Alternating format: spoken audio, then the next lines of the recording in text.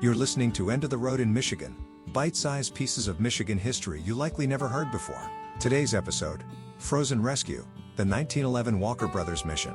It was January 1911, and the wind off Lake Huron was mean. The kind of cold that seals doors shut and leaves the breath frozen in your chest. In Port Sinillic, two brothers, William and Herbert Walker, had gone missing while fishing off the icebound shore. Word traveled fast. The lake had claimed many men before, but this time, it wasn't going to be without a fight. As night fell, a call went out, not just for help, but for heroes. A small crew from Harbor Beach answered, loading their lifeboat onto horse-drawn sleighs and heading into the storm. 40 miles through drifting snow. No lights, no roads, just determination and hope.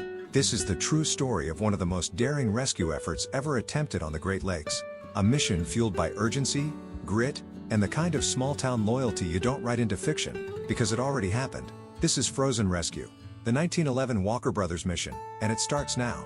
At 5 p.m. on Monday, January 2, 1911, Captain Ferris, keeper of the Harbor Beach Life-Saving Station, received the call that would set history in motion. William and Herbert Walker had gone missing somewhere off the coast of Port Sinillic. Their fishing boat had been last seen drifting among jagged ice floes. The wind had shifted, the river mouth was jammed with blocks of ice, and tugboats couldn't break through. Time was running out. Ferris didn't wait for permission. By 10:15 p.m., he had gathered his crew, Robert Oliver, John Patterson, Alfred Kirby, Burton Hunter, and a handful of volunteers. They loaded their heavy wooden rescue boat onto sleighs, hitched up teams of horses, and set out into the black, wind-blown night, 40 miles across drifts and dunes. Every hoofstep echoing urgency. What drove them wasn't duty alone. In towns like Harbor Beach, everyone knows someone. The Walker boys weren't strangers. They were kin to many, friends to more. By dawn Tuesday, the life-saving team had reached Port Sinillic, chilled to the bone, soaked in frost, but undeterred. There was no time to rest. Without delay, they launched their lifeboat into the gray, broken waters of Lake Huron. The wind bit harder now. The lake hissed. It wasn't the waves that threatened their mission. It was the ice. 3 miles offshore, they fought through sharp floes that tore at their boat like claws. The crew bailed water constantly to stay afloat. The new ice was thin but deadly, capable of slicing a lifeboat in two. Still, they pressed on. At the same time, in Port Huron, Captain Reed of the Reed Wrecking Company organized a second rescue fleet. 2 tugs, the Harding and the Diver, were dispatched through choked waterways, heading north toward Lexington in a desperate gamble to reach the stranded fishermen before it was too late. In the early evening hours, as snow swirled in moonlight, the Harding spotted something, just off Lexington's frozen shore.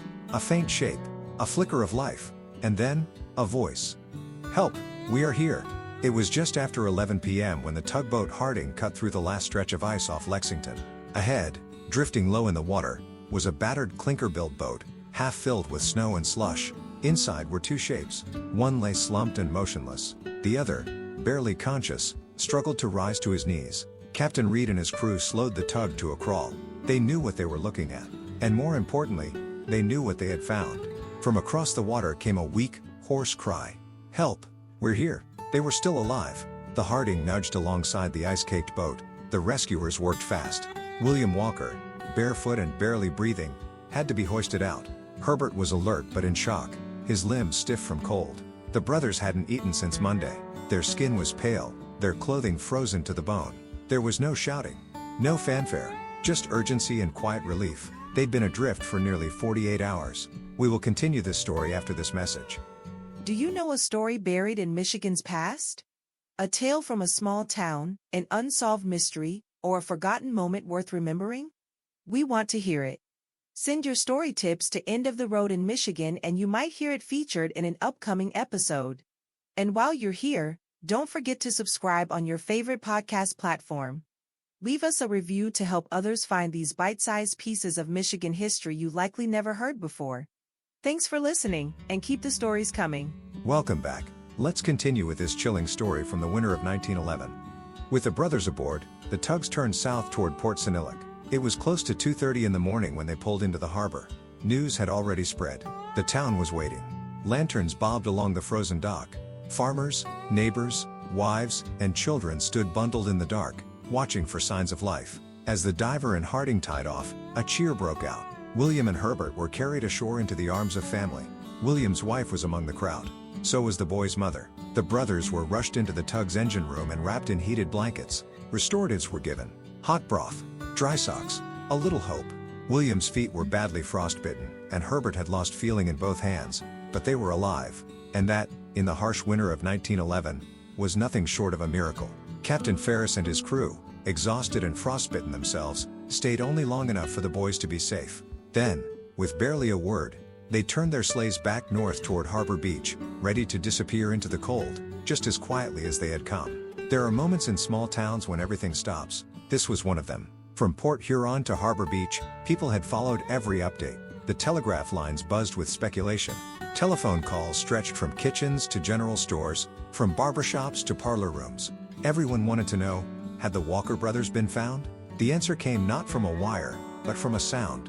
Just after daybreak on Wednesday, a distant whistle echoed along the lakefront, then another. The signal was unmistakable, the continuous call of the rescue tugs returning home. The Walker brothers were safe. The whole shoreline seemed to exhale. In Lexington, residents gathered near the dock. In Port Sinillic, the local telegraph operator, who'd stayed at her post all night, smiled as she wrote the words everyone was waiting to hear. And at Captain Kaya's office, the man who led the life-saving district for this stretch of Lake Huron quietly marked the mission's end in his logbook. It wasn't just a story of survival. It was a story of what communities do when the ice closes in. The life-saving crew returned to Harbor Beach in silence. No fanfare, no headlines, just sore hands, stiff joints, and the quiet pride of a job finished. Their lifeboat, battered by the ice, had to be left behind in Sinillic.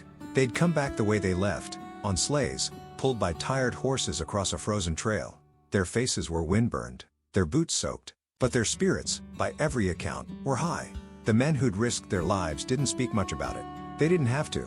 In towns like Harbor Beach and Port Sinillic, the lake was part of life, and so was the understanding that, when someone was in trouble, you didn't wait to be asked. The Harbor Beach Times would later write, "It was one of the noblest and most unselfish heroic acts of its kind ever attempted." They weren't looking for glory. They were just looking for two brothers lost in the ice. And they found them. Thank you for listening to End of the Road in Michigan, bite-sized pieces of Michigan history you likely never heard before. Today's episode, Frozen Rescue, the 1911 Walker Brothers mission, was written and narrated by Michael Hardy.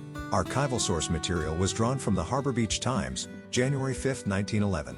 To see historic images, maps, and newspaper clippings related to this story, visit us at thumbwind.com or find our podcast page at michigan4u.com. If you like this episode, share it with a friend, or better yet, tell your local librarian. We'll see you next time, somewhere near the end of the road.